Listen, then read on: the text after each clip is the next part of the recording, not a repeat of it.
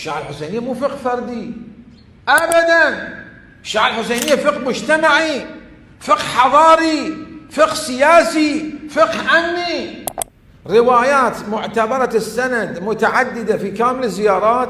الإمام الصادق يترصد ويتقصد 7 فقهاء كبار من تلاميذه وتلاميذ أبيه الباقر، وما يفرط فيهم مراجع الشيعة: زرارة، أبو بصير، محمد بن مسلم، مسمع بن عبد الملك، أبان بن تغلب. يقول له الإمام الصادق: أتترك زيارة الحسين وأنت رئيس الشيعة وأنت من رؤساء الشيعة؟ إن هذا فقيه تعب عليه الإمام الباقر والإمام الصادق. لما توفي قال الإمام الصادق: أوجع قلبي موت أبان بن تغلب، أوجع قلبي.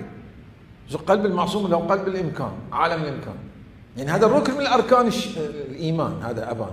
ومع ذلك الإمام الحسين، الإمام الصادق، نعم، يفرط به في سبيل الحسين.